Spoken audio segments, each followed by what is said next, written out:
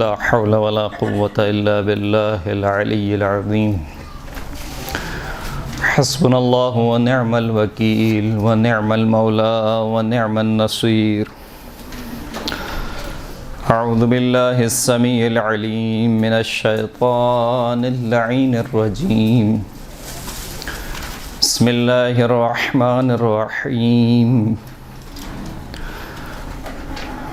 الحمد لله الأول بلا أول كان قبله والآخر بلا آخر يكون بعده الذي قصرت عن رؤيته أبصار الناظرين وعجزت عن نعته أوهام الواصفين ثم الصلاة والسلام على أشرف الأنبياء والمرسلين وخاتم النبيين سيدنا ونبينا ومولانا ومولى الثقلين جد الحسن والحسين أبي القاسم محمد اللهم صل على محمد وعجل فرجهم وعلى آله الطيبين الطاهرين المعصومين الذين أذهب الله عنهم الرجس وطهرهم تطهيرا اللهم صل على محمد وآل محمد واللعنة الدائمة على أعدائهم ومنكر فضائلهم وغاصب حقوقهم من الآن إلى قيام يوم الدين أما بعد فقد قال الإمام الحسن العسكري عليه السلام كما في أطيب البيان نحن حجج الله على خلقه وجدتنا فاطمة حجة الله علينا صلوات محمد صلى على محمد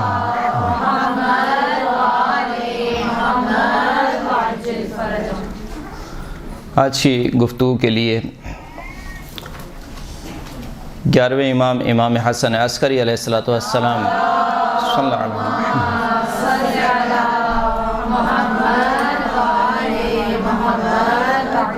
امام سے منسوب ایک قول کو آپ کی خدمت میں ثنائے کلام کے طور پر پیش کیا گیا۔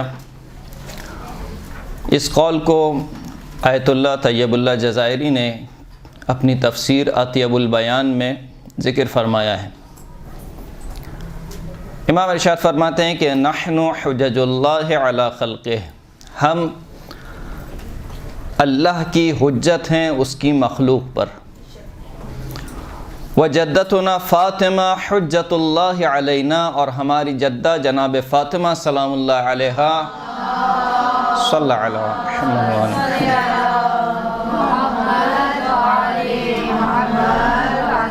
ہم پر اللہ کی حجت ہیں، یعنی ہم حجت خدا ہیں، لیکن ہماری جدہ کا مقام وہ ہے کہ وہ ہم ائمہ اطہار پر بھی حجت خدا ہیں۔ یہ جو قول ہے امام کا، سند کے اعتبار سے اگر دیکھا جائے تو یہ روایت مرسل ہے۔ مرسل اس روایت کو کہا جاتا ہے کہ جس کا یہ سلسلہ سند معصوم تک نہ پہنچے، یعنی یا تو اصلاً سند ذکر ہی نہ ہو، یا اگر سند ذکر ہو لیکن راوی حذف ہو جائیں معصوم تک پہنچتے پہنچتے، ایسی روایت کو مرسل روایت کہا جاتا ہے۔ لہٰذا مرسل روایت کا شمار ضعیف روایت میں ہوتا ہے، لیکن ضعیف روایت کا مطلب یہ نہیں ہے کہ ہم اس کو فوراً سے جیسے ہی ہم نے دیکھا کہ یہ روایت ضعیف ہے اس کو چھوڑ دیا۔ یہ مکتب تشیع کا طریقہ کار نہیں ہے، یہ غیروں کا طریقہ کار ہے کہ جو جیسے ہی روایت کو دیکھتے ہیں کہ یہ روایت فلاں روایت ضعیف ہے، بس کہتے ہیں کہ اس کو چھوڑ دو، نہ اس سے کوئی استدلال ہو سکتا ہے، نہ اس کو نقل کرنا بھی اس کو حرام سمجھتے ہیں۔ مکتب تشیع کا طریقہ کار یہ نہیں ہے۔ مکتب تشیع کا طریقہ کار یہ ہے کہ اگر سند کے اعتبار سے کوئی روایت ضعیف ہو تو اس کی دلالت اور اس کے متن کو دیکھا جاتا ہے کہ وہ روایت کہہ رہی ہے۔ اگر اس کی دلالت اور اس کا متن قرآن اور دوسری روایت سے مطابقت کرتا ہو تو ضعیف ہونے کے باوجود بھی اس روایت کو لے لیا جاتا ہے۔ یہ جو روایت آپ کی خدمت میں عرض کی گئی کہ ہم اللہ کی حجت ہیں اور ہماری جدہ ہم پر حجت ہیں، اس روایت کا جو پہلا فقرہ ہے وہ تو مسلمات تشیع میں سے ہے، یعنی امامت کے اوپر جتنی دلیلیں پیش کی جاتی ہیں قرآن و سنت سے، ان تمام سے مطابقت رکھتا ہے کہ ہم اللہ کی حجت ہیں، ائمہ اطہار اللہ کی حجت ہیں۔ دوسرا والا فقرہ بھی اگر روایات اہل بیت اطہار کو، جو بی بی فاطمہ سلام اللہ علیہا کی صلی اللہ علیہ وسلم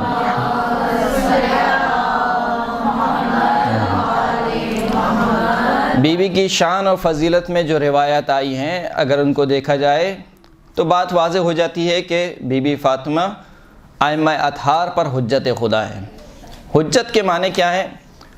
حجت کے لغوی معنی ہیں دلیل کے، برہان کے، ایسی دلیل اور ایسا برہان جو کہ قطعی ہو، یقینی ہو، اس کو کہا جاتا ہے حجت۔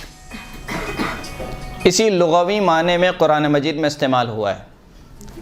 سورہ مبارکہ جاسیہ میں خداوند کریم ارشاد فرماتا ہے کہ وَإِذَا تُتْلَى عَلَيْهِمْ آيَاتُنَا بَيِّنَاتٍ مَا كَانَ حُجَّتُهُمْ إِلَّا أَنْ قَالُوا ائْتُوا بِآبَائِنَا إِن كُنتُمْ صَادِقِينَ۔ جب ان پر ہماری واضح آیات پڑھی جاتی ہیں، تلاوت کی جاتی ہیں، مَا كَانَ حُجَّتُهُمْ، ان کی کوئی دلیل نہیں ہوتی، ان کا کوئی برہان نہیں ہوتا سوائے اس کے کہ قَالُوا ائْتُوا بِآبَائِنَا، ہمارے آباء و اجداد کو اٹھا کر لے آؤ، ان کنتم صادقین، اگر تم سچے ہو۔ اسی طریقے سے سورہ انعام میں جب حضرت ابراہیم نے ایک عجیب و غریب طریقے سے مشرکین پر استدلال کیا کہ جب ستاروں کو دیکھا کہا کہ یہ میرا رب ہے، جب وہ ستارے ڈوب گئے تو کہا کہ میں ڈوب جانے والوں کو پسند نہیں کرتا، پھر اس کے بعد جب چاند کو دیکھا تو کہا یہ میرا پروردگار ہے، پھر جب وہ چاند بھی ڈوب گیا تو کہا کہ میں خداوند کریم کا شکر ادا کرتا ہوں کہ میں مشرکین میں سے نہیں ہوں۔ پھر اس کے بعد سورج کو دیکھا، کہا یہ میرا رب ہے، جب سورج بھی ڈوب گیا تو کہا کہ میں خدا کو منزہ جانتا ہوں اس چیز سے کہ جس کو تم اللہ کا شریک قرار دیتے ہو۔ یہ تین استدلال جب حضرت ابراہیم نے پیش کیے، اس کے بعد قرآن مجید میں ارشاد ہوا وَتِلْكَ حُجَّتُنَا آتَيْنَاهَا إِبْرَاهِيمَ عَلَىٰ قَوْمِهِ۔ یہ جو تین استدلال تھے حضرت ابراہیم نے پیش کیے، یہ ہماری حجتیں تھیں، یعنی ہماری دلیلیں تھیں، جن دلیلوں کو ہم نے حضرت ابراہیم کو عطا کیا ان کی قوم کے اوپر۔ اسی سورہ انعام میں خداوند کریم ارشاد فرماتا ہے قُلْ فَلِلَّهِ الْحُجَّةُ الْبَالِغَةُ، اے حبیب آپ کہہ دیجئے کہ حجت بالغہ یعنی حقیقت رس حجت فقط اور فقط اللہ کے لیے ہے۔ حجت بالغہ اس حجت کو کہا جاتا ہے جو نہ صرف یہ کہ اپنی بات کو ثابت کرے بلکہ دوسروں کی دلیلوں کو باطل بھی کر دے، اس کو کہا جاتا ہے حجت بالغہ۔ کا حجت بالغہ یعنی قیامت کا جب دن ہوگا اور لوگوں کو محشور کیا جائے گا تو لوگ اپنی اپنی حجتیں، اپنی اپنی دلیلیں پیش کریں گے، لیکن اس دن اگر کسی کی دلیل ہوگی تو فقط خداوند کریم کی دلیل ہوگی، جو تمام کی دلیلوں کو یعنی باطل دلیلوں کو رد کر دے گی۔ تو اسی لغوی معنی میں استعمال ہوا۔ جس طریقے سے اللہ کی وحدانیت کی دلیلوں کو یا اللہ کے دین کی دلیلوں کو حجت کہا گیا، بالکل اسی طریقے سے ان نمائندوں کو جو اللہ کی جانب سے بندوں کی طرف آئے ان کو بھی حجت کہا گیا۔ سورہ مبارکہ نساء آیت نمبر 163 خداوند کریم ارشاد فرماتا ہے اِنَّا أَوْحَيْنَا إِلَيْكَ كَمَا أَوْحَيْنَا إِلَىٰ نُوحٍ وَالنَّبِيِّينَ مِن بَعْدِهِ، اے حبیب ہم نے آپ کی طرف وحی کی جس طریقے سے ہم نے حضرت نوح علیہ السلام کی طرف وحی کی، اور حضرت نوح علیہ السلام کے بعد جتنے انبیاء آئے ان کی طرف بھی ہم نے وحی کی۔ وَأَوْحَيْنَا إِلَىٰ إِبْرَاهِيمَ وَإِسْمَاعِيلَ وَإِسْحَاقَ وَيَعْقُوبَ وَالْأَسْبَاطِ وَأَيُّوبَ وَيُونُسَ وَهَارُونَ وَسُلَيْمَانَ وَآتَيْنَا دَاوُودَ زَبُورًا، ہم نے وحی کی ابراہیم کی طرف، ہم نے وحی کی اسماعیل کی طرف، ہم نے وحی کی اسحاق کی طرف، یعقوب کی طرف، ایوب کی طرف، والاسباط اور ان کے جو ذریت میں سے جو انبیاء قرار دیے گئے ان کی طرف ہم نے وحی کی، ایوب کی طرف وحی کی، عیسیٰ کی طرف وحی کی، یونس کی طرف وحی کی، ہارون کی طرف وحی کی، سلیمان کی طرف وحی کی، اور ہم نے داؤد کو زبور عطا کی۔ یہ 163ویں آیت۔ اب اس کے بعد 164ویں آیت کو چھوڑ کر 165ویں آیت رسلا مبشرین و منذرین لئلا یکون للناس علی اللہ حجۃ بعد الرسل۔ یہ جو ہم نے اتنے سارے انبیاء کی طرف وحی کی، اس کا مقصد کیا تھا؟ ہم نے کیوں وحی کی؟ رسلا، یہ سارے کے سارے ہمارے نمائندے تھے، ہمارے رسول تھے۔ خدا یہ رسول کیوں بھیجے؟ مبشرین و منذرین، یہ بشارت دینے والے بھی تھے اور ڈرانے والے بھی تھے۔ خدا بشارت دینے کے لیے اور ڈرانے کے لیے کیوں بھیجا؟ لئلا یکون للناس علی اللہ حجۃ بعد الرسول، کیونکہ رسولوں کے آ جانے کے بعد، ہمارے نمائندوں کے آ جانے کے بعد لوگوں کے لیے اللہ کے اوپر کوئی حجت، کوئی دلیل باقی نہ رہے۔ تو بس جس طریقے سے اللہ کی وحدانیت کی دلیلوں کو حجت کہا گیا، اسی طریقے سے ان کے مقابل میں، کفار اور لوگوں کے مقابل میں جو اللہ نے نمائندے بھیجے، ان کو بھی حجت کہا گیا۔ اب اگر اللہ کی وحدانیت کی جو دلیل ہے، اگر اس میں کچھ کجی رہ جائے تو اللہ کی وحدانیت ثابت نہیں ہو سکتی ہے، اللہ کا دین ثابت نہیں ہو سکتا ہے۔ بالکل اسی طریقے سے کہ اگر وحدانیت کی دلیلوں میں کجی رہ جائے تو اللہ کا دین اور اللہ کی وحدانیت ثابت نہیں ہو سکتی، بالکل اسی طریقے سے اگر اللہ کے نمائندوں کو، یعنی جن کو حجت خدا کہا جاتا ہے، ان کے کردار میں کوئی کجی رہ جائے تو دین خدا ثابت نہیں ہو سکتا ہے۔ بس اس سے یہ بات سمجھ میں آتی ہے کہ جس طریقے سے اللہ کی دلیل محکم ہونی چاہیے، اسی طریقے سے جس کو حجت خدا کا ٹائٹل دیا جا رہا ہے، اس کا کردار بالکل پاک و پاکیزہ ہونا چاہیے، یعنی عصمت کے درجے پر ہونا چاہیے، تب وہ ثابت کر سکے، تب وہ حجت خدا کہنے کے لائق ہو۔ دیکھیں کہ اشتباہ نہ ہو۔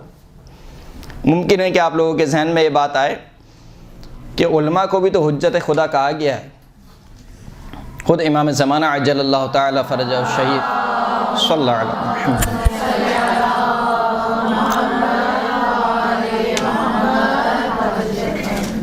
ہم حجتی علیکم وانا حجت اللہ علیہم۔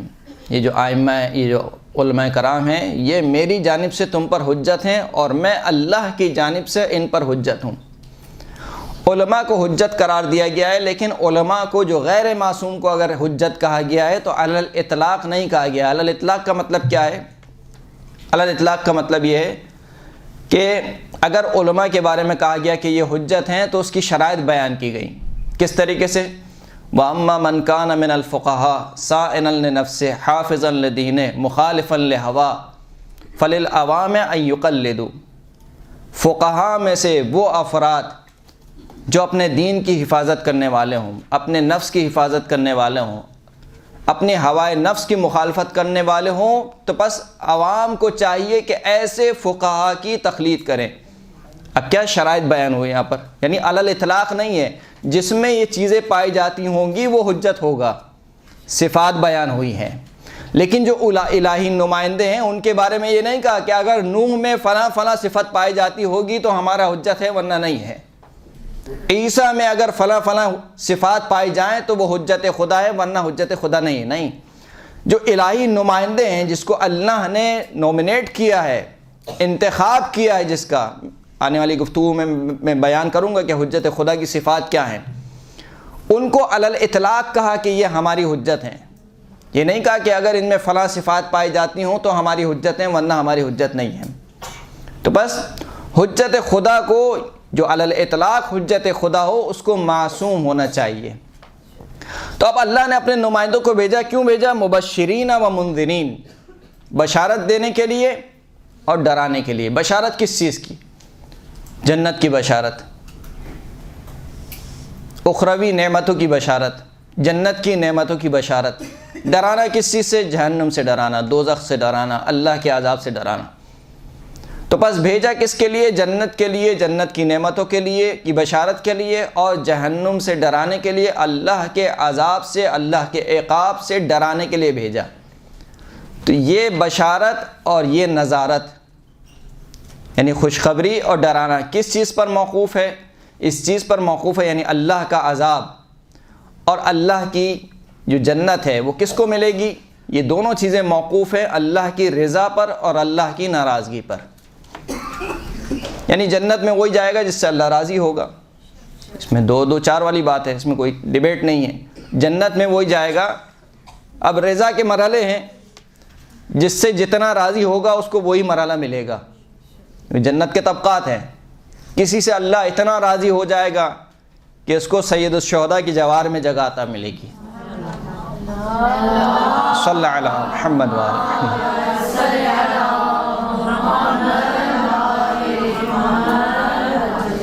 اور کیا پتہ کسی خاتون سے اللہ اس قدر راضی ہو جائے کہ جب محشر کے میدان میں بیوی کو لایا جائے تو ان کے جوار میں اس خاتون کو لایا جائے۔ اللہم صلی علی محمد۔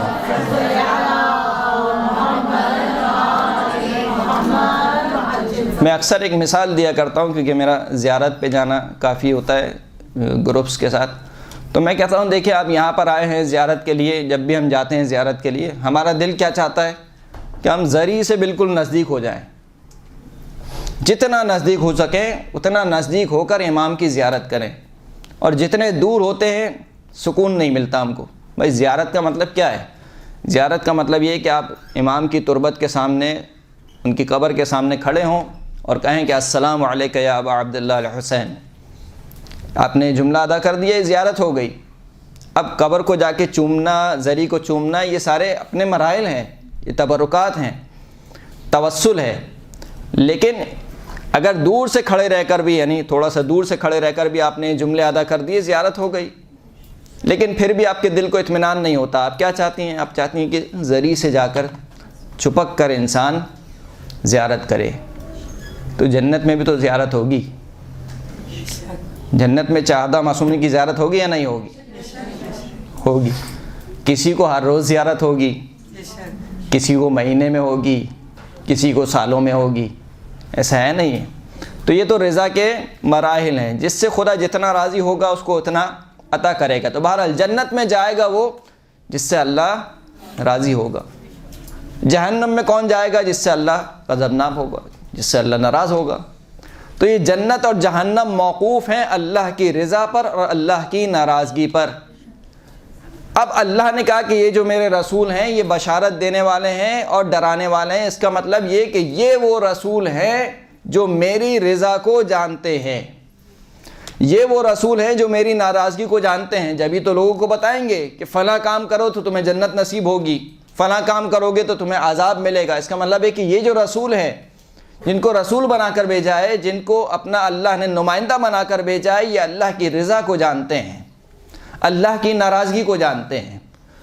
اللہ کی رضا اور ناراضگی کو جانتے ہوئے لوگوں تک پہنچاتے ہیں کہ دیکھو کس کام میں اللہ کی ناراضگی ہے اور کس کام میں اللہ کی رضا ہے۔ چھٹے امام، امام جعفر صادق علیہ الصلوۃ والسلام،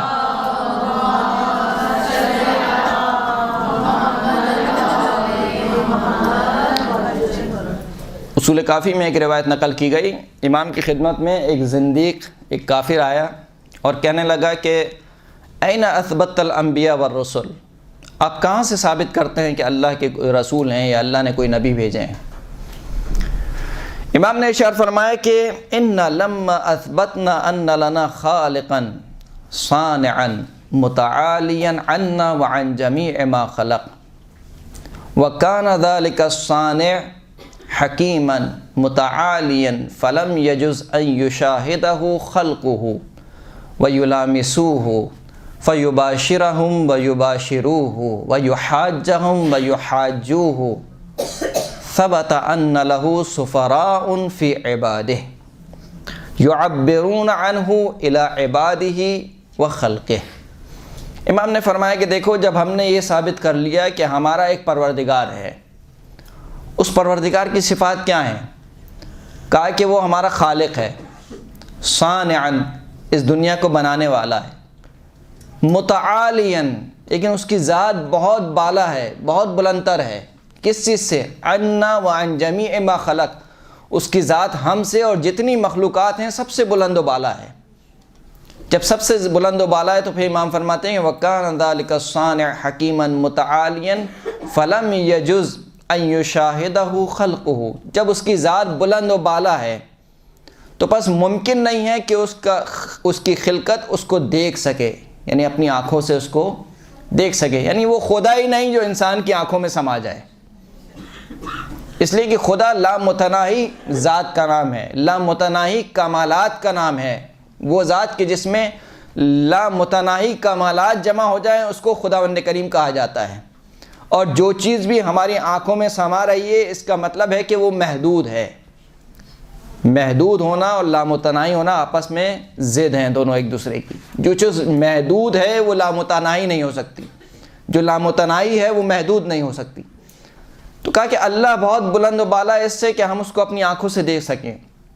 وَيُلَامِسُوهُ، اس سے بہت بلند و بالا ہے کہ اللہ کی مخلوق اس کو مس کر سکے، لمس کر سکے، اس کو چھو سکے، کیونکہ چھوا اسے جاتا ہے کہ جس کا کوئی جسم ہو۔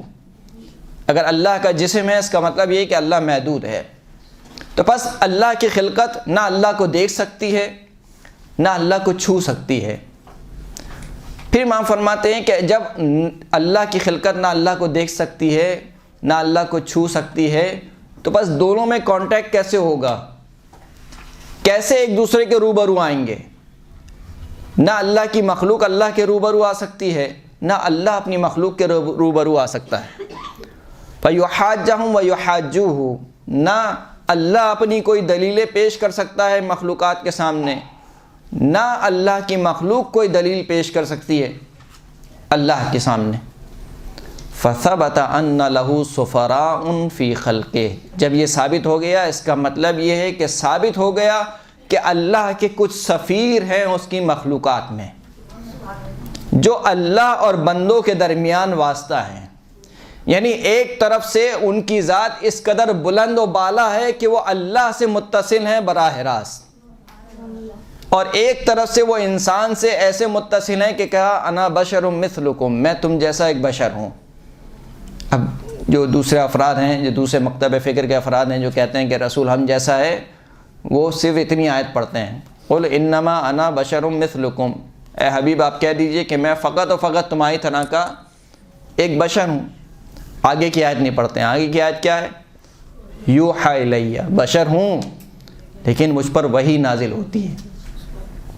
تو کہا بھائی وحی نازل ہوتی ہے تو کیا ہوا؟ بس یہی تو فرق ہے، ہم پہ وحی نازل نہیں ہوتی، ان پہ وحی نازل ہوتی ہے۔ تو اگر صرف اتنا سا ہی فرق ہوتا تو آپ اور میں خدا کی بارگاہ میں یہ کہنے کا حق رکھتے نہیں رکھتے، خدایا تو نے محمد رسول اللہ پر وحی نازل کر دی، تو مجھ پر وحی نازل کر دیتا۔ بھائی جب کوئی فرق نہیں ہے، میں کہوں کہ اس مجمع میں جتنے افراد بیٹھے ہیں ان میں کوئی فرق نہیں ہے، تو چاہے میں اے پر وحی نازل کروں چاہے بی پر وحی نازل کروں، انہوں نے اے کو چھوڑ کے بی پر وحی نازل کر دی، بی کو چھوڑ کے سی پر وحی نازل کر دی۔ اس کا مطلب یہ ہے کہ کوئی وجہ امتیاز تھا کہ جس نے محمد الرسول اللہ کو وحی کے لائق سمجھا، مجھ کو وحی کے لائق نہیں سمجھا۔ صلوات پڑھے محمد و آل محمد پر۔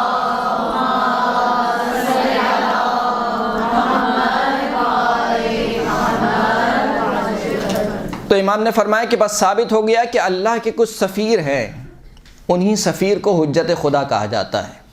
وہ سفیر کیا کرتے ہیں؟ یعبرون عنہ، وہ اللہ کا پیغام پہنچاتے ہیں، اللہ سے تعبیر کرتے ہیں، الی خلقہ و عبادہ، اس کی مخلوق کی جانب اور اس کے بندگان کی جانب۔ منصور ابن حزم چھٹے امام کا شاگرد ہے، صحابی ہے، وہ آ کر کہتا ہے کہ یہ بھی اصول کافی کی روایت ہے، وہ آ کر کہتا ہے کہ مولا سے ارشاد فرماتا ہے کہ ان اللہ اجل و اکرم من ان یعرف بخلقہ بل الخلق یعرفون باللہ۔ امام سے فرماتا ہے کہ اللہ کی ذات اس سے کہیں بلند و بالا ہے کہ اللہ کو لوگوں کے ذریعے سے پہچانا جائے، اللہ کو اس کی مخلوق کے ذریعے سے پہچانا جائے۔ بل الخلق یعرفون باللہ، بلکہ مخلوق کو اللہ کے ذریعے سے پہچانا جاتا ہے۔ اب دو ٹریک ہیں، دیکھیں ہمیں کیا سکھایا جاتا ہے بچپن میں، ہم جاتے ہیں مدرسے میں تو اللہ کی توحید پر دلیلیں کیا پیش کی جاتی ہیں کہ زمین ہے، آسمان ہے، سورج ہیں، ستارے ہیں، اس کا مطلب ان کا کوئی بنانے والا ہے۔ یہ ہماری توحید ہے۔ ہماری توحید کیا ہے کہ ہم اثر کو دیکھ کر مؤثر تک پہنچتے ہیں۔ لیکن اہل بیت اطہار کی توحید کیا ہے؟ اہل بیت اطہار کی توحید یہ ہے، جیسے دعائے عرفہ میں بھی آپ پڑھتے ہیں، یقیناً آپ نے سنا ہوگا، الہی ترددی فی الآثار یوجب بعد المزار، اے خدایا یہ جو تیرے اثر ہیں، یہ چاند و ستارے، زمین و سورج، ان میں اگر غور و فکر کرنے لگتا ہوں تو مجھ سے تیری زیارت دور ہو جاتی ہے۔ یعنی کیا مطلب؟ یعنی ہم نے زمین اور آسمان کو دیکھ کر خدا کو پہچانا ہے۔ حسین ابن علی وہ ہے جس نے اللہ کو دیکھ کر زمین و آسمان کو پہچانا ہے۔ صلی اللہ علیہ وسلم۔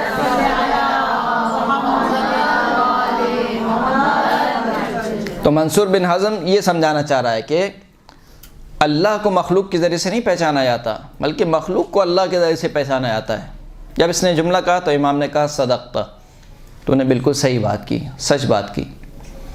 پھر کہا کہ میں نے امام سے کہا کہ من عرف ان له ربا فقد ينبغي ان يعرف ان لذلك الرب رضا وسخطا، جو شخص یہ جان لے کہ اس کا کوئی ایک پروردگار ہے تو اس کے لیے سزاوار ہے کہ وہ یہ جانے کہ اس پروردگار کے لیے کچھ رضا ہے اور کچھ ناراضگی ہے، یعنی کچھ کاموں میں اس کی رضا ہے، کچھ کاموں میں اس کی ناراضگی ہے، اس کو جاننا چاہیے۔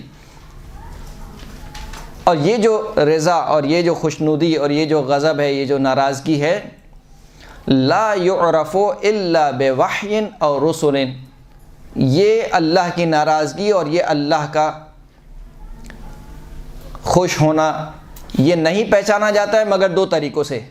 ایک، یا تو کوئی وحی نازل ہو انسان کے اوپر، یا اگر وحی نازل نہ ہو تو پھر اللہ کا کوئی نمائندہ ہو جو بتائے کہ کس چیز میں اللہ کی رضا ہے اور کس چیز میں اللہ کی رضا نہیں ہے۔ کہاں بالکل صحیح کہا۔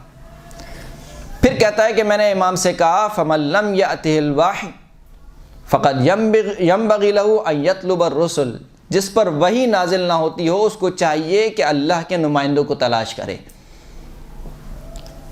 فَإِذَا لَقِيَهُمْ عَرِفَ أَنَّهُمْ حُجَّتُهُمْ یا حجت اللہ، جب وہ ان سے ملاقات کرے تو وہ جان لے کہ یہ اللہ کی حجتیں ہیں۔ تو بس یہاں تک جو بات پہنچی ہم نے یہ ثابت کیا کہ اللہ کے کچھ نمائندے ہیں، وہ اللہ کے نمائندے جنہیں حجت خدا کہا جاتا ہے۔ حجت خدا کی ایک صفت یہ ہے کہ وہ اللہ کی رضا اور اللہ کی ناراضگی کو جانتا ہے، اور اللہ کی رضا اور اللہ کی ناراضگی کو لوگوں تک پہنچاتا ہے۔ یہاں تک بات ثابت ہو گئی۔ اب رسول خدا کا وہ قول جو کہ تواتر کے ساتھ ثابت ہے کہ سرکار ختمی مرتبت حضرت محمد مصطفیٰ صلی اللہ علیہ وآلہ وسلم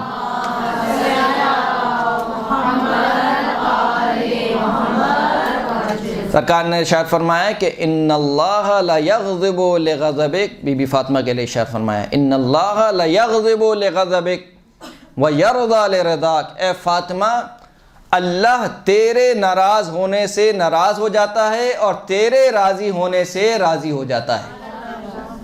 اب دیکھیے بی بی کا مقام محسوس کیجئے۔ ہم نے کیا کہا؟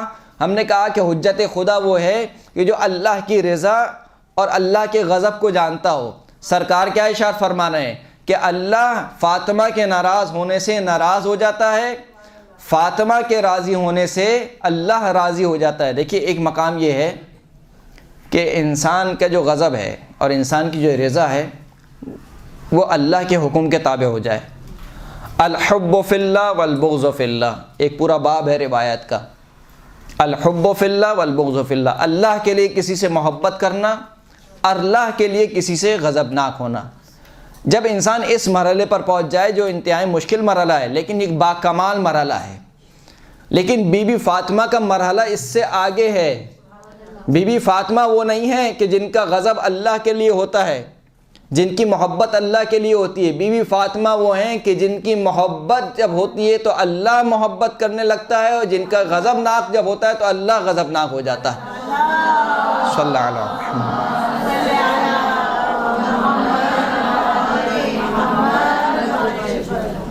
توجہ کیا آپ نے؟ دیکھیے نماز غفیلہ میں ایک آیت پڑھنی ہے۔ کون سی آیت ہے؟ وَذَنُّونِ إِذْ ذَهَبَ مُغَاضِبًا فَظَنَّ أَن لَّن نَّقْدِرَ عَلَيْهِ فَنَادَىٰ فِي الظُّلُمَاتِ أَن لَّا إِلَٰهَ إِلَّا أَنتَ سُبْحَانَكَ إِنِّي كُنتُ مِنَ الظَّالِمِينَ فَاسْتَجَبْنَا لَهُ وَنَجَّيْنَاهُ مِنَ الْغَمِّ وَكَذَٰلِكَ نُنجِي الْمُؤْمِنِينَ۔ کیا ارشاد فرمائیں؟ وَذَنُّونَ، ذنون کس کا لقب ہے؟ جناب یونس کا۔ وَذَنُّونَ، یونس کو یاد کرو۔ کیا یاد کرو؟ اذ ذهب مغاضبا، جب وہ اپنی قوم سے نکلے کس حالت میں؟ مغاضبا، غضبناک تھے، غضبناک تھے، اپنی قوم سے نکل گئے۔ فظن ان لن نقدر علیہ، بس انہوں نے گمان کیا کہ ہم زمین کو یونس پر تنگ نہیں کریں گے۔ لیکن پھر کیا ہوا؟ کشتی میں بیٹھے، قرآن کے نام پہ نکلا، کشتی سے ان کو پھینکا گیا سمندر میں، اور سمندر میں مچھلی نے ان کو نگل لیا۔ مچھلی کے پیٹ میں جناب یونس نے وہ تسبیح پڑھی، لا الہ الا انت سبحانک انی کنت من الظالمین۔ کہا ایک اور دوسری آیت میں کہا کہ اگر یہ تسبیح نہ ہوتی تو ہم یونس کو مچھلی کے پیٹ میں ہی رکھتے۔ تو حضرت یونس سے ترک اولا ہوا یا نہیں ہوا؟ ترک اولا کے مقابل میں اللہ نے جناب یونس کو مچھلی کے پیٹ میں ڈال دیا۔ ترک اولا کیوں ہوا؟ اذ ذهب مغاضبا، کیوں نکلے تھے؟ اپنی قوم سے غضبناک حالت میں۔ یونس کا غضب اللہ کو پسند نہیں آیا، یونس کا غضب ہونا اللہ کو پسند نہیں آیا، لیکن فاطمہ الزہرا وہ ہیں کہ رسول اللہ کہہ رہے ہیں کہ اللہ تیرے غضبناک ہونے سے غضبناک ہو جاتا ہے۔ صلی اللہ علیہ وسلم۔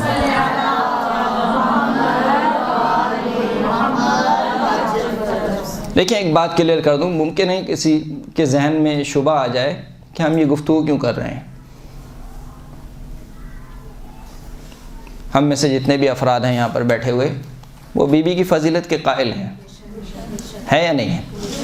لیکن بی بی کی فضیلت کا قائل ہونا ایک الگ بات ہے، اور بی بی کو اس طریقے سے پہچاننا کہ جس کے اللہ اور اللہ کے رسول نے پہچانوایا ہے، یہ دو الگ الگ باتیں ہیں۔ دیکھیں اہل سنت افراد وہ بھی پنجرن پاک کو مانتے ہیں، ان سے محبت کا اظہار کرتے ہیں، عقیدت کا اظہار کرتے ہیں، ہے یا نہیں ہے؟ کتابیں لکھی ہوئی ہیں ان کی، یعنی 12 ائمہ کے بارے میں جن کو ہم اپنا امام مانتے ہیں، ان کے تعریفوں میں کتابیں میں لکھا ہوا ہے، یعنی ان کے اقوال موجود ہیں۔ مثلا امام محمد باقر علیہ الصلوۃ والسلام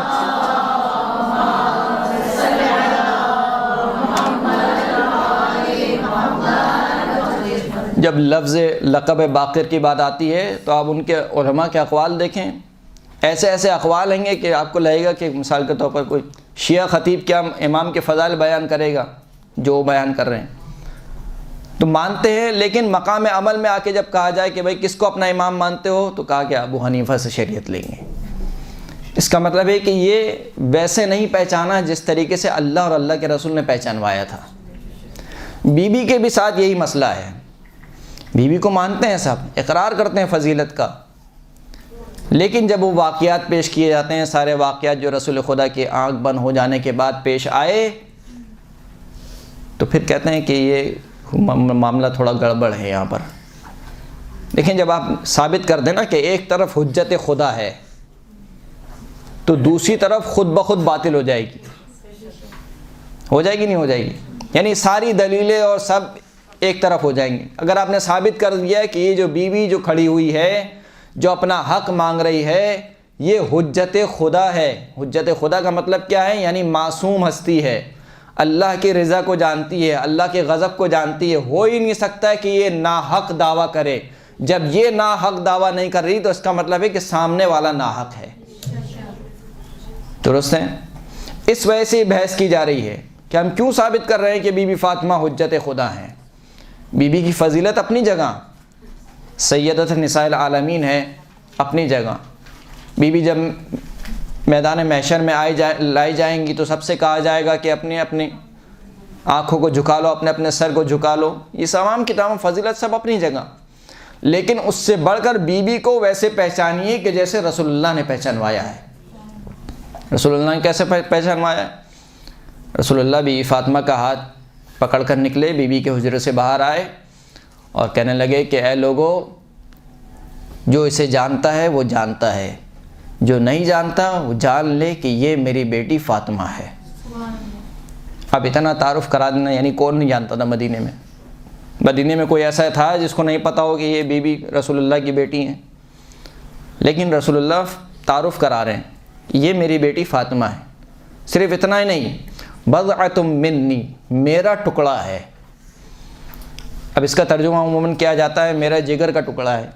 ابھی جگر کا لفظ کہیں بھی نہیں ہے، حدیث میں جگر کا لفظ نہیں ہے، بضع بولتے ہیں ٹکڑے کو، میرا ٹکڑا ہے۔ یعنی کیا مطلب؟ یعنی میں اگر رسول ہوں تو یہ رسالت کا ٹکڑا ہے، میں اگر نبی ہوں تو یہ نبوت کا ٹکڑا ہے، میں اگر سید المرسلین ہوں تو یہ سید المرسلین کا ٹکڑا ہے۔ بضعۃ منی وروحی التی بین جنبی، یہ میری وہ روح ہے جو میرے پہلو میں ہے۔ اب یہاں پہ روح سے کیا مراد ہے؟ حدیثیں سب نے نقل کی ہیں، لیکن پوچھا جائے کہ اس حدیث کا معنی کیا ہے، کیا رسول اللہ پہچانوانا چاہ رہے ہیں کہ یہ وہ میری روح ہے جو میرے پہلو میں ہے۔ بھائی فاطمہ کا جسم ایک الگ ہے، رسول اللہ کا جسم ایک الگ ہے، خارج میں دو فرد ہیں گے۔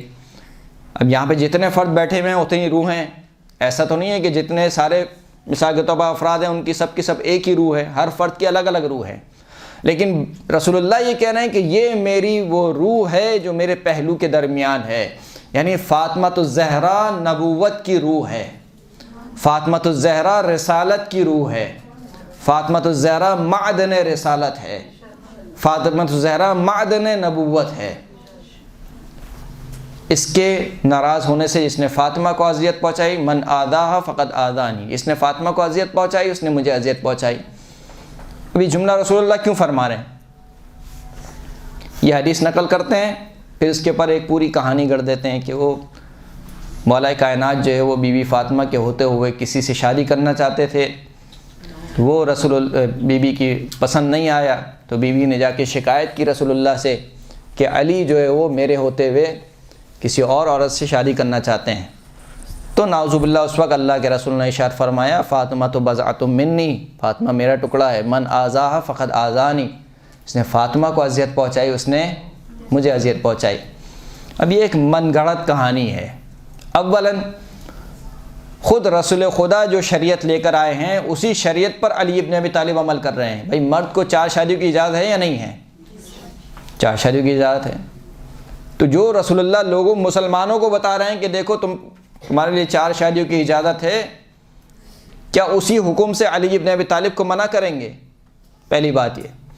دوسری بات، اگر اس بات کو مان بھی لیا جائے کہ ایک حلال کام تھا، اس حلال کام کے باوجود رسول اللہ یہ فرما رہے ہیں کہ فاطمہ کو اذیت ہو رہی ہے اور فاطمہ کی اذیت میری اذیت ہے، تو جب حلال کام سے فاطمہ کو اذیت ہو اور فاطمہ کی اذیت رسول اللہ کی اذیت ہو، تو اگر کوئی ناحق فاطمہ کو اذیت پہنچائے تو وہ کتنا بڑا مجرم ہوگا جو ناحق بی بی فاطمہ کو اذیت پہنچا رہا ہے۔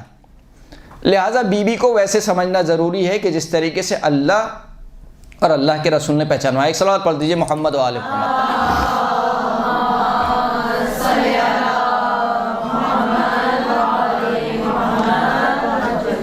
اب بی بی کے لیے ارشاد ہوا کہ دیکھو بی بی وہ ہیں کہ جن کے غضبناک ہونے سے اللہ غضبناک ہو جاتا ہے، جن کے راضی ہونے سے اللہ راضی ہو جاتا ہے۔ حجت خدا کی کچھ صفات ہیں، ان میں سے پہلی صفت یہ ہے کہ اس کا استعفاء ہونا چاہیے۔ استعفاء کا مطلب کیا ہے؟ استعفاء کا مطلب ہے یعنی چن لینا۔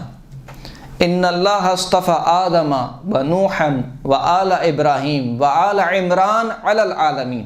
اللہ نے چن لیا، کس کو چنا؟ آدم کو چنا، نوح کو چنا، آل ابراہیم کو چنا، آل عمران کو چنا، کس پر چنا؟ علی العالمین، عالمین پہ چن لیا۔ چننے کے معنی کیا ہیں بھائی؟ کس چیز کے لیے چنا؟ بہت سے لوگ ہیں مثال کے طور پر کہہ سکتے ہیں کہ یہاں پر چننے کے معنی ہے کہ اپنا مقرب بندہ بنا لیا، اپنے مقربین میں سے چن لیا۔ نہیں، خدا کہہ رہا ہے علی العالمین، عالمین پر چن لیا۔ یہ نہیں کہا کہ من العالمین، عالمین میں سے چن لیا، نہیں، عالمین پر چن لیا۔ میں کہوں کہ مثال کے طور پر اس مجمع میں سے میں نے 10 افراد کو چن لیا تو آپ کہیں گے کہ کسی کام کے لیے چنا ہے، لیکن اگر میں کہوں کہ اس مجمع کے اوپر میں نے 10 افراد کو چن لیا، اس کا مطلب کیا ہے کہ میں ان 10 افراد کو مانیٹر بنا رہا ہوں، اس مدرسے کا اپنا نمائندہ ڈکلیئر کر رہا ہوں۔ تو اللہ نے چن لیا ابراہیم کو، اللہ نے چن لیا آل ابراہیم کو، آل عمران کو۔ حجت خدا کا استعفاء ہوتا ہے، انتخاب ہوتا ہے، اللہ چنتا ہے۔ بندوں کو یہ حق نہیں ہے کہ وہ حجت خدا کا انتخاب کریں۔ اب کسی کے ذہن میں یہ سوال آئے کہ بی بی فاطمہ نہ تو امام ہے، نہ نبی ہیں، نہ رسول ہیں، تو وہ حجت خدا کیسے ہو سکتی ہیں؟ سوال ہے یا نہیں ہے؟ بی بی فاطمہ نہ امام ہے، نہ رسول ہیں، نہ نبی ہیں، تو پھر وہ کیسے حجت خدا ہو سکتی ہیں؟ تو حجت خدا کا جو مفہوم ہے وہ امام اور نبی اور رسول کے مفہوم سے وسیع تر ہے۔ یعنی کیا مطلب؟ یعنی ہر نبی حجت خدا ہوتا ہے، ہر رسول حجت خدا ہوتا ہے، ہر امام حجت خدا ہوتا ہے، لیکن ضروری نہیں ہے کہ ہر حجت خدا نبی رسول و امام ہو. ہے یا نہیں ہے؟ ایک آیت پڑھ دوں آپ کی خدمت میں. جناب مریم کے لیے کیا اشارہ ہوا؟ ان اللہ اصطفاکی وطہرکی واصطفاکی علی نساء العالمین. اے مریم، فرشتوں نے آ کے جناب مریم سے کہا کہ اے مریم، اللہ نے تجھے چن لیا، وطہرکی، تجھے پاک کیا، واصطفاکی علی نساء العالمین، اور عالمین کی عورتوں پر تجھے چن لیا. اب 2 مرتبہ استفا ہوا نہیں ہوا؟ دیکھیے یہ میری تقریر نہیں ہے، یہ اللہ کا کلام ہے. میری تقریر میں ہو سکتا ہے کہ ایک بات بار بار تکرار ہو رہی ہو، لیکن اللہ جب کسی لفظ کو تکرار کرتا ہے تو اس کا مطلب ہے کہ اس کا کوئی معنی ہوتا ہے. تو پہلے کہا کہ ان اللہ اصطفاکی، اللہ نے تجھے چن لیا، وطہرکی، تجھے پاک کیا، واصطفاکی، پھر دوبارہ کہا کہ تجھے چن لیا. تو اس کا مطلب ہے کہ یہاں پر جناب مریم کے 2 استفا ہوئے ہیں، 2 مرتبہ چناؤ ہوا ہے. پہلا چناؤ کس لیے ہوا؟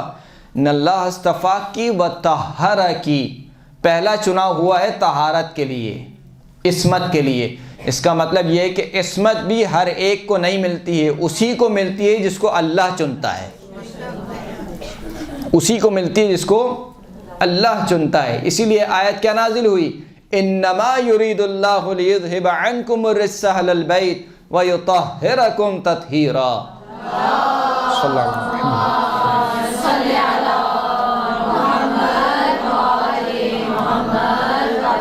آیت میں کیا ہے؟ انما کا مطلب ہے کہ فقط اور فقط اللہ کا یہ ارادہ ہے کہ تم اہل بیت کو پاک و پاکیزہ کیا جائے، تم سے رجس کو دور کیا جائے. اب انما کا لگا دیا آیت کے شروع میں، اگرچہ کہ آیت کا دوسرا ٹکڑا ہے، لیکن اس آیت کے دوسرے ٹکڑے میں جو شروع کا لفظ ہے وہ انما ہے، کہ فقط اور فقط تم سے، یعنی کسی اور سے اللہ نے یہ ارادہ نہیں کیا. اس کا مطلب ہے کہ اہل بیت اطہار کا چناؤ ہوا ہے عصمت و طہارت کے لیے. اب جب آیت میں انما کا لفظ تھا تو اس انما کے معنی کو مجسم کیسے کریں؟ بسا اوقات کچھ الفاظ ہوتے ہیں جو اگر آپ الفاظ کی صورت میں بچے کو سمجھائیں تو سمجھ میں نہیں آتے ہیں. مثال کے طور پر گریوٹی، قوت ثقل، اگر آپ بچے کو سمجھانا چاہیں، اس کی تعریف کرنا چاہیں تو آپ مثال کے طور پر، وہ کہے گا پتہ نہیں کیا بات کر رہے ہیں، لیکن آپ مثال کے طور پر ایک بال یوں لے کے یوں چھوڑ دیں، کہا یہ جو بال نیچے آ گئی اوپر نہیں گئی، اسی کو گریوٹی کہا جاتا ہے. اس کو کہتے ہیں معنی کو مجسم کرنا، یعنی معنی کو آپ نے سمجھا دیے. اب رسول اللہ نے معنی کو کیسے مجسم کیے؟ انما کے معنی مجسم کرنے تھے تو چادر منگوائی، چادر میں پنجتن پاک کو بلایا، اور جب جناب ام سلمہ نے چادر کے اندر سر ڈالا تو کہا کہ تم خیر پر تو ہو لیکن اہل بیت میں سے نہیں ہو. تو انما کے معنی مشخص ہو گئے، مجسم ہو گئے کہ فقط یہی افراد ہیں. اور یہ ایسا نہیں کہ فقط شیعوں کے درمیان یہ روایت پائی جاتی ہے. حدیث قصہ آپ سنتے ہیں، حدیث قصہ اگرچہ کہ جو اس کا اتنی جو طولانی حدیث ہے وہ ہمارے یہاں پائی جاتی ہے، لیکن اس کا جو مرکزی خیال ہے، جو اس کا جو سینٹرل آئیڈیا ہے، وہ فریقین کے درمیان متفق علیہ صحیح کتابوں میں ہے کہ رسول اللہ نے جناب علی کو بلایا، بی بی فاطمہ کو بلایا، حسنین شریفین علیہم السلام کو بلایا، چادر میں جمع کیا، اور جب چادر میں جمع کر لیا تو پھر یہ آیت نازل ہوئی. تو چادر کا لفظ ہر روایت میں موجود ہے کہ اللہ کے رسول نے چادر کے نیچے جمع کیا. تو انتخاب ہوا کس کے لیے؟ طہارت کے لیے. جناب مریم کا انتخاب ہوا پہلے طہارت کے لیے. واصطفا کی جب مریم عصمت کے مرحلے پر آ گئیں تو پھر دوبارہ مریم کا استعفا ہوا. کس لیے ہوا؟ علی العالمین، عالمین پر چن لیا. یعنی کیا مطلب چن لیا؟ یعنی مریم کو حجت بنایا اللہ نے عالمین کے اوپر.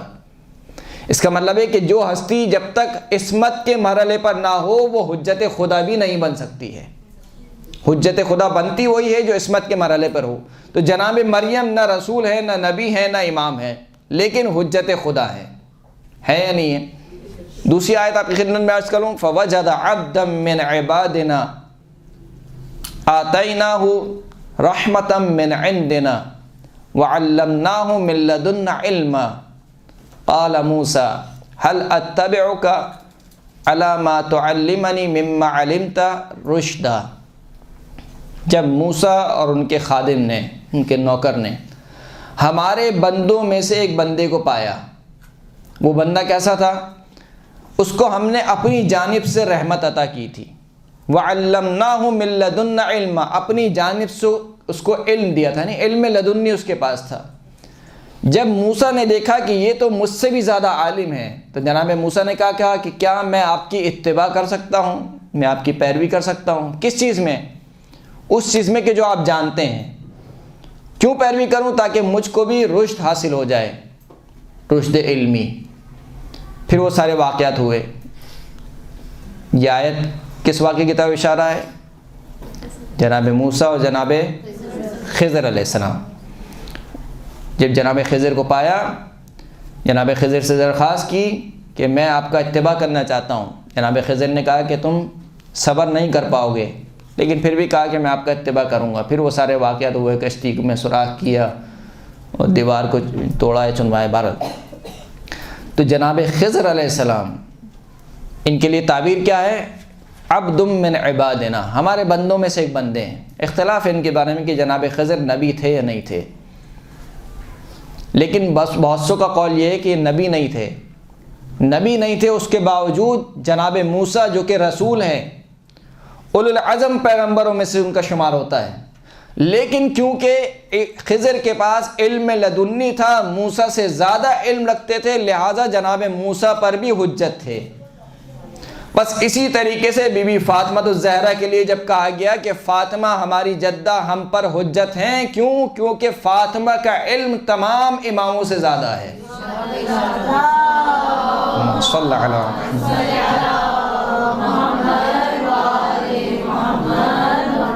جناب فاطمہ کا علم، مصحف جناب فاطمہ، اب سنا ہوگا آپ نے روایت، جب ابو بصیر نے پوچھا امام سے کہ یہ مصحف فاطمہ کیا ہے، تو امام نے کہا کہ رسول کی آنکھ بند ہو جانے کے بعد یہ مصحف بیوی پر نازل ہوا۔ جناب جبرائیل، جناب میکائیل اس مصحف کو لے کر آئے۔ پوچھا کہ اس مصحف میں کیا ہے؟ امام نے بیان کیا، اس میں فلاں ہے، اس میں یہ ہے، اس میں فلاں ادوار ہے، کافی تفصیل، بڑی طولانی روایت ہے۔ جب ابو بصیر نے کہا کہ اس میں اتنی ساری چیزیں ہیں، تو کہا کہ ان ھذا العلم کثیر، یہ تو بہت زیادہ علم ہے۔ امام نے کہا کہ اے ابا محمد، ابو بصیر کی کنیت جو ہے وہ ابو محمد تھی، اے ابو محمد، جو کچھ میں نے تیرے سامنے ابھی بیان کیا ہے، یہ اس مصحف کے ابھی 2 صفحوں کا علم ہے، اس کے بعد جتنا علم ہے وہ تو میں نے بیان ہی نہیں کیا ہے۔ یہ مصحف فاطمہ، یعنی بی بی فاطمہ کی اگر بہت بڑی فضیلت بیان کی جائے تو یہ ہے کہ جبرائیل امین رسول خدا کے جانے کے بعد بی بی فاطمہ پر نازل ہوتے تھے، اور ان کو تعلیم کیا گیا مصحف فاطمہ۔ یہ مصحف فاطمہ جو مواریث امامت میں سے ان کا شمار ہوتا ہے، یعنی جب بھی کسی امام کی شہادت ہوتی ہے تو وہ اپنے بعد والے امام کو کچھ چیزیں ورثے میں دیتا ہے، ان میں سے ایک مصحف فاطمہ ہے۔ یہ مصحف فاطمہ جو مواریث الائمہ میں اس کا شمار ہوتا ہے۔ اچھا، آپ کو یہ نہ سمجھے کہ مثال کے طور پر بی بی فاطمہ کا جو علم ہے وہ ایک کتاب کی طرح ہے، میں نے ایک کتاب لکھ دی، کتاب لکھ کے آپ کو دے دی، آپ نے تیسرے کو، تیسرے نے چوتھے کو، پانچویں کو دے دی، نہیں۔ یہ علم فقط خط و کتابت کے ذریعے سے منتقل نہیں ہوتا، بلکہ امام فرماتے ہیں کہ جب پوچھا گیا امام سے سورہ قدر کی تفسیر کے بارے میں، تنزل الملائکۃ والروح، کہ اس رات میں ملائکہ اور روح القدس نازل ہوتے ہیں، امام نے فرمایا الروح القدس فاطمہ، روح القدس کون ہے؟ فاطمہ الزہرا ہے۔ والملائکہ، ملائکہ سے مراد کون ہے؟ وہ مومنین ہیں، یعنی وہ ائمہ اطہار ہیں جو آل محمد کا علم رکھتے ہیں۔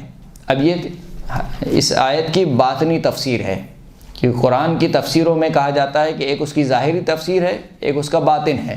باطنی تفسیروں میں سے یہ تفسیر بیان کی گئی کہ روح القدس سے مراد بی بی فاطمہ ہیں، اور ملائکہ سے مراد وہ مومنین، یعنی وہ ائمہ اطہار ہیں جو آل محمد کا علم رکھتے ہیں۔ یعنی ہر سال جب یہ شب قدر آتی ہے تو اس زمانے کا جو امام ہوتا ہے اس کے اوپر بیوی بھی نازل ہوتی ہیں، اور اس سے پہلے والے ائمہ بھی نازل ہوتے ہیں۔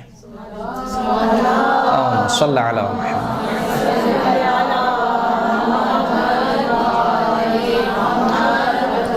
اور اس طریقے سے وہ علم منتقل ہوتا ہے، نازل ہوتے ہیں۔ کس لیے نازل ہوتے ہیں؟ تاکہ اللہ کے امر کو پہنچائیں زمانے کے امام تک۔ تو زمانے کے امام تک جو علم منتقل ہو رہا ہے وہ بی بی فاطمہ کے ذریعے سے منتقل ہو رہا ہے۔ اب بس آخری ایک روایت آپ کی خدمت میں عرض کروں، پھر اس کے بعد انشاءاللہ آپ کی زحمت تمام۔ 8ویں امام، امام علی رضا علیہ الصلوۃ والسلام، صلی اللہ علیہ وسلم، مامون کے دربار میں امام کا مناظرہ ہوا۔ مناظرہ بہت طولانی ہے، بات ہوتے ہوتے یہاں تک پہنچی کہ مامون کہنے لگا کہ حل فضل اللہ العطرۃ علی سائر الناس، کیا اللہ نے آل محمد کو تمام لوگوں پر فضیلت بخشی ہے؟ امام نے کہا ان العزیز الجبار فضل العطرۃ علی سائر الناس فی محکم کتابہ، وہ جو خدا عزیز و جبار ہے اس نے آل محمد کو تمام لوگوں پر فضیلت بخشی ہے۔ کہاں پر؟ فی محکم کتابہ، اپنی قرآن کی محکم آیات میں۔ کہا وہ کون سی آیت ہیں؟ پھر امام نے آیتیں پڑھنا شروع کی۔ پہلی آیت یہی پڑھی ان اللہ اصطفیٰ آدم و نوح و آل ابراہیم و آل عمران علی العالمین، پھر اور آیتیں پڑھنا شروع کی۔ تو اس کے دربار میں جو علماء بیٹھے ہوئے تھے انہوں نے کہا کہ کیا اللہ نے اس اصطفاء کو بیان کیا ہے اپنی کتاب میں جو آل محمد کا اصطفاء ہوا ہے؟ امام نے فرمایا کہ باطن کو چھوڑ کر کل 13 یا 12 مقامات پر اللہ نے اس اصطفاء کو بیان کیا ہے۔ پھر امام نے وہ آیتیں پڑھنا شروع کی۔ اب پوری طولانی حدیث ہے، میں پوری طولانی حدیث آپ کی خدمت میں پیش نہیں کروں گا۔ پہلی آیت مثال کے طور پر وہی پڑھی، آیت تطہیری جسے کہتے ہیں، انما یرید اللہ لیذھب عنکم الرجس اہل البیت ویطہرکم تطہیرا، صلی اللہ علی محمد و آل محمد۔ پوری امت کو چھوڑ کر اہل بیت اطہار کو چنا گیا طہارت کے لیے، کا یہ اصطفاء ہے۔ کا دوسرا مقام کیا ہے؟ کا دوسرا مقام آئے مباہلہ ہے، قل تعالوا ندعو ابناءنا وابناءکم ونساءنا ونساءکم وانفسنا وانفسکم ثم نبتہل فنجعل لعنت اللہ علی الکاذبین۔ تم اپنے عورتوں کو لاؤ، ہم اپنی عورتوں کو لاتے ہیں، تم اپنے بچوں کو لاؤ، ہم اپنے بچوں کو لاتے ہیں، تم اپنے نفسوں کو لاؤ، ہم اپنے نفسوں کو لاتے ہیں۔ پھر کیا ہوگا؟ ثم نبتہل، پھر ہم خدا کی بارگاہ میں گریہ وزاری کریں گے۔ فنجعل لعنت اللہ علی الکاذبین، اور کاذبین پر اللہ کی لعنت قرار دیں گے۔ آیت اللہ طباطبائی تفسیر میں بیان کہتے ہیں کہ یہاں پر آیت کیا کہہ رہی ہے کہ ہم اللہ کی لعنت کو قرار دیں گے۔ یہ نہیں کہا کہ ہم گریہ وزاری کریں گے پھر اللہ سے سوال کریں گے، پھر اللہ سے دعا کریں گے، کہا نہیں، لعنت کو قرار دیں گے۔ اس کا مطلب کیا ہے کہ اگر یہ مباہلہ ہو جاتا اور اہل بیت لعنت کر دیتے تو قیامت تک عیسائیوں پر اللہ کی لعنت ہوتی۔ اس میں کوئی دعا والی بات نہیں تھی، یعنی لعنت حتمی تھی۔ اب جب یہ آیت نازل ہوئی، اب کب نازل ہو رہی ہے آیت؟ یہ صدر اسلام کی آیت نہیں ہے، 9 ہجری کی آیت ہے یا 10 ہجری کی آیت ہے، نازل ہو رہی ہے، یعنی جب اسلامی حکومت بن چکی ہے، مکہ فتح ہو چکا ہے، لوگ مسلمان ہو چکے ہیں، پورا کا پورا مدینہ مسلمان ہے، ساری کی ساری جنگیں ہو چکی ہیں، اس وقت کی آیت ہے۔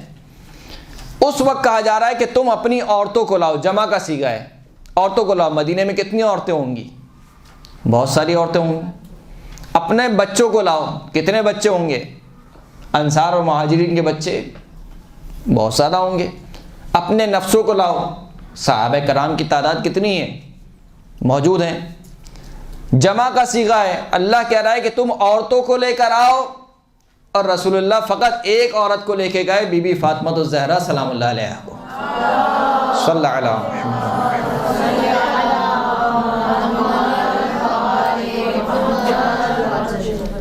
اپنے بچوں کو لے کر آؤ، سارے بچوں کو چھوڑ کر حسنین شریفین کو لے کر گئے۔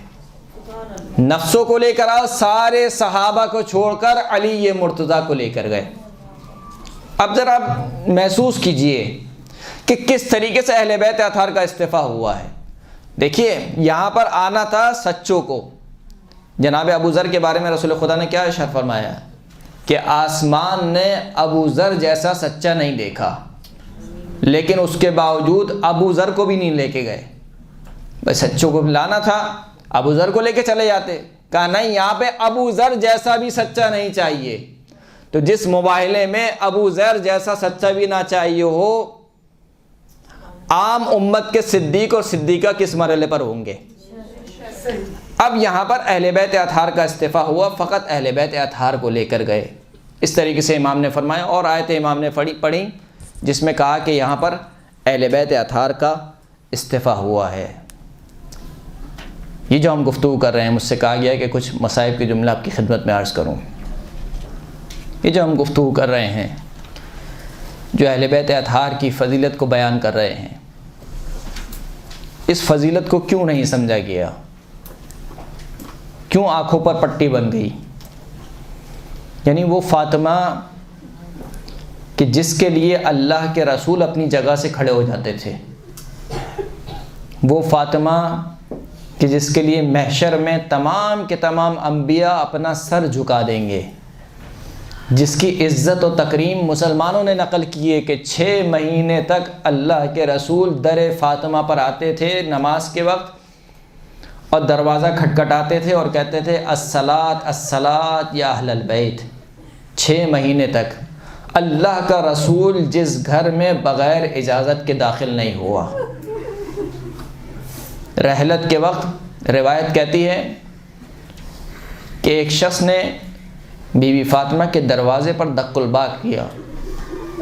بی بی فاطمہ دروازے پر آئیں، کہا کون ہو؟ کہا اعرابی ہوں، رسول اللہ سے ملاقات چاہتا ہوں۔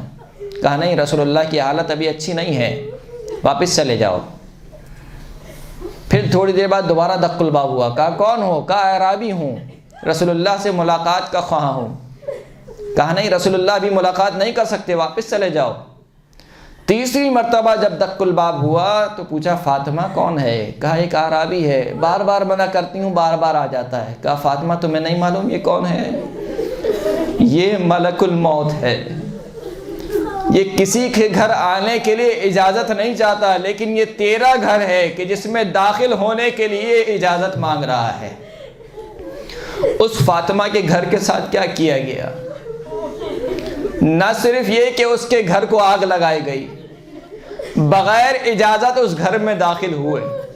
کس طریقے سے داخل ہوئے؟ کس طریقے سے داخل ہوئے؟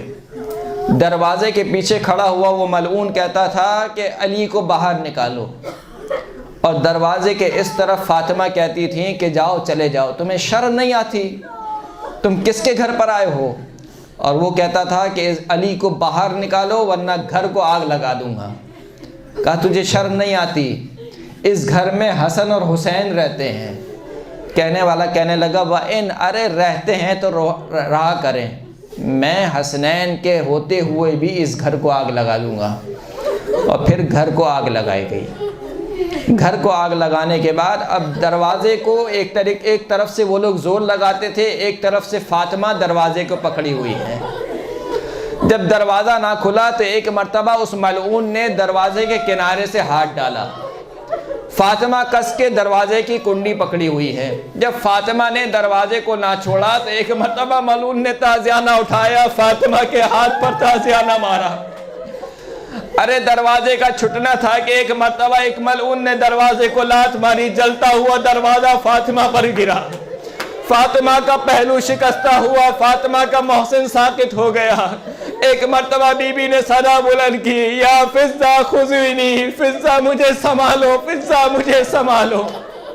ارے یہ کیسے مسلمان تھے جلتے ہوئے دروازے پر جس کے نیچے فاطمہ تو زہرا تھی، ایک مرتبہ پیر رکھ کر دروازے پر فاطمہ کے گھر میں داخل ہوئے۔ ارے فاطمہ دروازے کے نیچے پستی رہی۔ جب فاطمہ کو ہوش آیا تو پوچھا کہ علی کہاں ہے؟ کہا علی کے گلے میں رسی ڈال کر لے گئے ہیں۔ آپ تمام یہاں پر مستورات بیٹھی ہیں، مجھے ذرا سوچ کے بتائیے، ایک وہ خاتون جس کا پہلو شکستہ ہو چکا ہو، جس کا بچہ ساقط ہو چکا ہو، ارے اس خاتون نے کس طریقے سے اپنی ہمت کو جمع کیا ہوگا؟ لیکن فاطمہ نے اپنی ہمت کو جمع کیا، ایک مرتبہ پیچھے دوڑی اور علی کے کمر بند میں ہاتھ ڈالا۔ ارے ادھر سے فاطمہ علی کو کھینچتی تھی، ادھر سے وہ ملعون علی کو کھینچتے تھے۔ جب فاطمہ نے علی کا کمر بند نہ چھوڑا، ارے ملعون نے فاطمہ کے بازو پر ایسا تازیانہ مارا کہ مرتے دم تک فاطمہ کے بازو پر اس تازیانے کا نشان باقی رہا جسے دیکھ کر علی جیسا صابر نہ رہ سکا، ایک مرتبہ چیخ ماری، چیخ مار کر زمین پر گر گیا۔ الا لعنت اللہ علی القوم الظالمین وسیعلم الذین ظلموا ای منقلب ینقلبون۔